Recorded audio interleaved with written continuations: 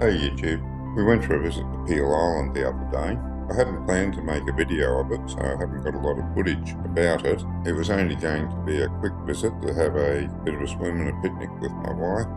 What changed my mind was talking to a couple of blokes that had never thought of going over to Peel Island because they only had tinnies and they thought it was too far. So I thought I'd just do a little video about it to clear up some misconceptions.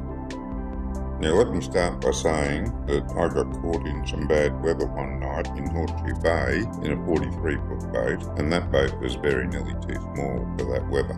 I heard a few days later that 6 boats were lost in the storm that night. Make no mistake, Peel can get as rough as your worst nightmare if you don't keep an eye on the weather. The night that I was caught out was about 35 years ago, and the forecasters got it wrong.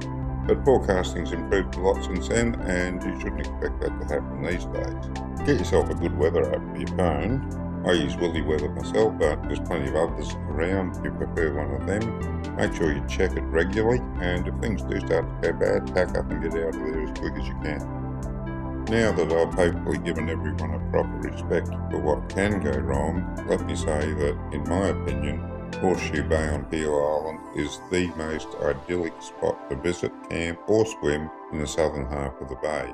It's only a 6 nautical mile trip from Cleveland Boat Ramp to the middle of Horesshoe Bay. I can be there within 20 minutes of leaving the boat ramp in my current boat, and it used to take me 15 minutes in my previous boat. A trip across in a tinny on a good day shouldn't take any more than about half an hour. As long as you pick your day and the wind, there should be no dramas at all. The little bit of footage that I have here was taken on a day with a wind of about 7 knots from the northeast, and as you can see, the water is like glass. If you'd like to take your tinny over to Peel and you're still not sure about it, I'd suggest you pick a day when the wind is around the 7 knot mark, say 6 to 8 knots. You'll have a beautiful trip over there. Keep an eye out, make sure the weather doesn't change, you come back safely, and with a little bit of experience you might decide that you're okay going over there in 10 knot winds or 12 knot winds. Just play it safe and gain some experience in some really good weather. Obviously a strong wind from the south and southeast will be a problem if you're in Horesshoe Bay, but a wind that picks up from the north won't be noticed while you're sheltered in the bay. However, it will make the trip back across to Cleveland somewhat less than comfortable, so keep an ear out for that as well.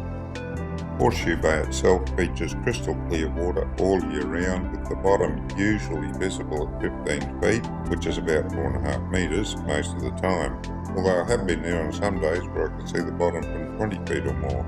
There are large patches of weed along the bottom, but there are also a lot of sandy areas, so if you're not keen on swimming amongst the weed, there's plenty of areas to choose from. The beach shelves off very steeply at high tide. You don't have to go very far from the shore at all to be in 4 or 5 feet of water, which is about 1.5 meters.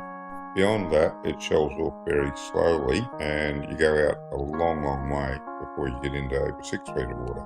So if you're planning to stay there over low tide, it's best to keep an eye on your boat and keep moving it out as the tide goes out, just to keep it floating. And if you're staying as the tide comes back in, keep moving it back in unless you fancy a long swim out to it. Now that's only if you're staying down the western side of the island, the western end of Bushy Bay. If you're down on the eastern end of Bushy Bay, I believe it's a lot better. I haven't been up there much at all, mainly because all the yachts congregate up that end because of the deeper water, and I just try to stay away from crowds.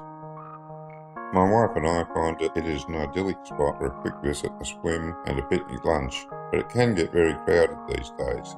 I remember when I was a boy and my father took me fishing to Peel, he used to say that he hoped there would be some other boat over there just in case we had engine trouble. Now there are days when you're lucky to find a spot to put your tent, and even nosing your boat into the beach can seem like packing a can of sardines. When you get so many people frequenting a recreational area all at once, there's always an undesirable element that sneaks in. Make sure you always wear shoes, and particularly make sure your kids always wear shoes when on the beach, because I have seen discarded syringes and broken glass left in the sand. It's a real pity that people don't respect others enough to clean up after themselves, but that's just the way life is. Anyway, that's it for the video that I didn't intend to make. We had a great day.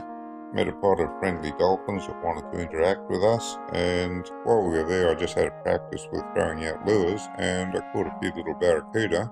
It gave me quite a thrill, as I've been a bait fisherman all my life and this was my first real attempt at using lures. I'll put a link in the description if you want to have a look at the dolphin interaction.